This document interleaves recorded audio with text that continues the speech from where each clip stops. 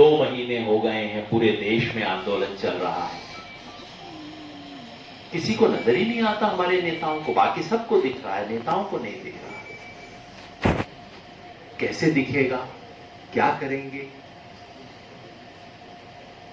मैं समझता हूं हमें इसका यकीन करना चाहिए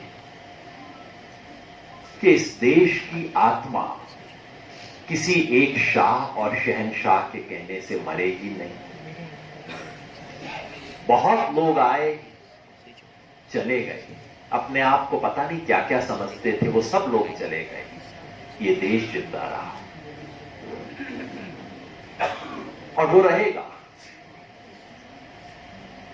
हम क्यों जीतेंगे, इसका एक किस्सा बता के मैं अपनी बात को खत्म करता हूं। तो मैं लड़ाई शब्द का इस्तेमाल करता हूं, तो ये लड़ाई वही है जो आपने 2 हाथ की बात कही, उसको मैं पलट के दूसरी तरह से कहता हूं। इस लड़ाई में एक हाथ में तिरंगा, दूसरे में संविधान, मन में अहिंसा और जनगण मन का गान। बस हमारी लड़ाई ऐसे ही लड़ी जाए, एक हाथ में तिरंगा, दूसरे में संविधान, मन में अहिंसा और जनगण मन का गान। ये लड़ाई, तो मैं लड़ाई शब्द का इस्तेमाल करता हूं, तो ये लड़ाई वही है जो आपने 2 हाथ की बात कही, उसको मैं पलट के दूसरी तरह से कहता हूं। इस लड़ाई में एक हाथ में तिरंगा, दूसरे में संविधान, मन में अहिंसा और जनगण मन का गान। बस हमारी लड़ाई ऐसे ही लड़ी जाए, एक हाथ में तिरंगा, दूसरे में संविधान, मन में अहिंसा और जनगण मन का गान। ये लड़ाई, आप कोलकाता आ जाइए, 2 दिन बैठ के एक दूसरे से तो बात कर लीजिए, क्या होता है आप सोचिए। प्रधानमंत्री कहते हैं एनआरसी पे बात नहीं हुई, चर्चा नहीं हुई, और गृह मंत्री कहते हैं 2024 तक एनआरसी पूरा कर दिया जाएगा, सब लोगों को बाहर निकाल दिया जाएगा। गृह मंत्री कहते हैं सीएए पे जिसने चर्चा करनी हो मेरे पास आ जाइए, हमने एकदम चिट्ठी भेज दी उनको। और प्रधानमंत्री कहते हैं इस पे चर्चा की कोई गुंजाइश नहीं है, एक कदम नहीं हम हटाएंगे इसके ऊपर से। गृह मंत्री कहते हैं कि एनआरसी और एनपीआर में तो कोई ताल्लुक ही नहीं है, और उनके डिपार्टमेंट की वेबसाइट पे लिखा है कि NPR is the first step towards NRC. इसलिए हम सब कंफ्यूज हो जाते हैं। इसलिए कुछ दिन पहले मैंने एक छोटा सा वीडियो बना के समझाया। मैंने कहा कि ये 5 उंगली का खेल है, आपने देखा होगा, सिंपल सी चीज है, ये 5 उंगलियों का सफर है। ये सफर शुरू होगा पहली उंगली से, जिसका नाम है एनपीआर। अप्रैल के महीने में, मई के महीने में हमारे घर कोई टीचर आएगी, कोई मास्टर जी आएंगे, कहेंगे नहीं मुझे सिर्फ आपके घर में कितने लोग हैं, कितने मेंबर हैं, बस मुझे उनका नाम, एज नोट करना है, मुझे कोई दस्तावेज नहीं चाहिए, आप चिंता मत कीजिए। वो नोट करके चले जाएंगे। साथ में पूछेंगे अच्छा ड्राइविंग लाइसेंस है तो वो नंबर बता दीजिए, आधार नंबर बता दीजिए अगर आपके पास, और बाद में पूछेंगे आपके माँ बाप कहां पैदा हुए थे, कब पैदा हुए थे, वो बता दीजिए। आप दे देंगे इंफॉर्मेशन, सोचेंगे हाँ तो छोटी सी बात है, और कागज तो कुछ मांग नहीं रहे। मामला शुरू हो जाएगा। उसके 2-3 महीने बाद, हो सकता है 6 महीने बाद, एक सरकारी दफ्तर में कार्रवाई शुरू हो। आपके यहां से जो नाम लिख के लेके गए हैं लिस्ट में, कुछ नामों के आगे डी लिख दिया जाएगा। डी का मतलब डाउटफुल, डाउटफुल का मतलब जिन पर शक है। इस बात का शक है कि वो भारत के नागरिक नहीं है। भाई आपको शक कैसे हो गया?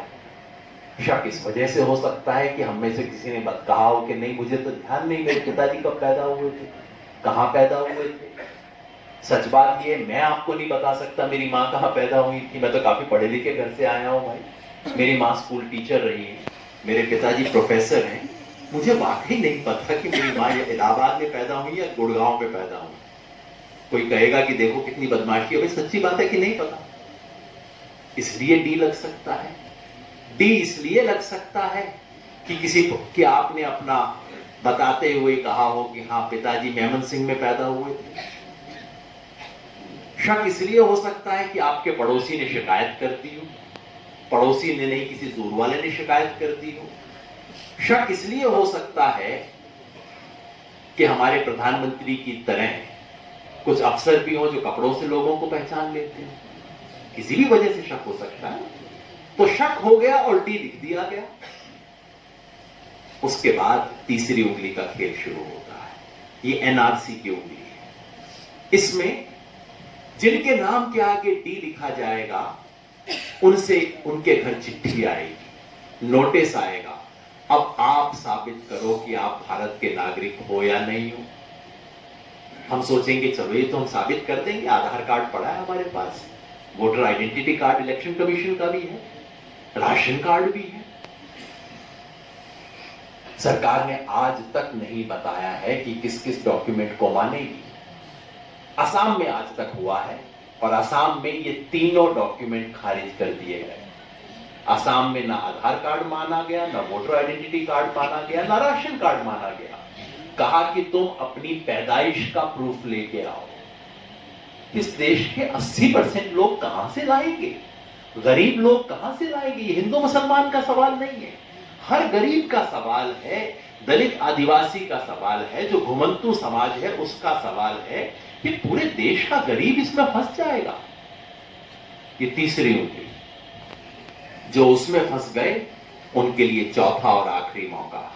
असम में फॉरेनर्स ट्राइब्यूनल था, बाकी जगह हो सकता है कहते हाईकोर्ट में चले जाइए। अब आप हाईकोर्ट के चक्कर लगा रहे हैं ये करने के लिए कि नहीं नहीं साहब मैं हिंदुस्तान का सिटीजन हूं, नहीं साहब ये गड़बड़ हो गई साहब। और गड़बड़ कैसे होती है? स्पेलिंग अलग हो गए, इसके अंदर लोगों को आसाम के अंदर फॉरेनर डिक्लेयर कर दिया गया। और ये वाकया तो मेरे साथ कल शाम को हुआ है साहब। मैं कल बेंगलुरु से यहां आ रहा था कोलकाता, हमारे कलकत्ता के दोस्तों ने मेरा टिकट बुक किया और आप जानते हैं बंगाली क्या कर देते हैं, नाम मेरा योगेंद्र है, बंगालियों ने क्या कर दिया जोगेंद्रो। सो मेरी टिकट पे लिखा हुआ है जोगेंद्रो जादव और मेरे आधार कार्ड पे लिखा है योगेंद्र यादव। वो तो गनीमत है कि लोगों ने कुछ पहचान लिया और थोड़ा हिंदुस्तान की पुलिस भी ऐसे ही है, एक ही आंख से देखती है, चल चल चल निकल निकल निकल। लेकिन अगर ये एनआरसी का मामला होता तो मुझे कह देते कि भाई जिसका आधार कार्ड है तुम तो वो आदमी नहीं हो जाएगा ना। कितना होता है इस देश के अंदर, दिन रात इस तरह के किस्से तो होते रहते हैं।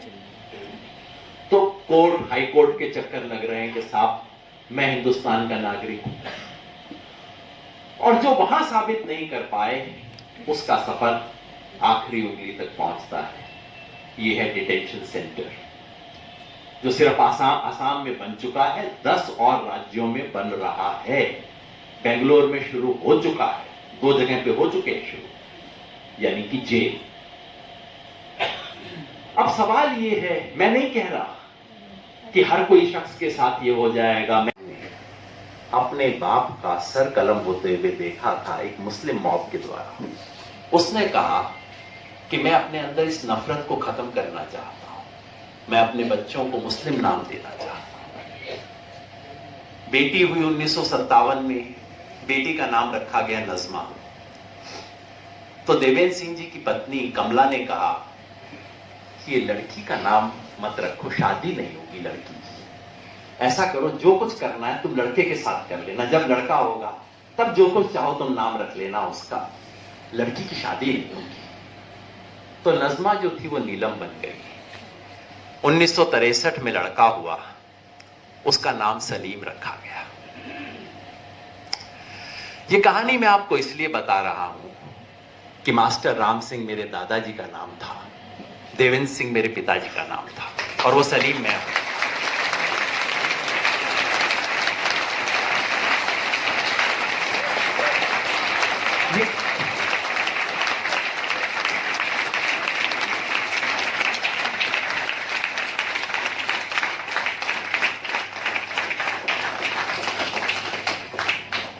ये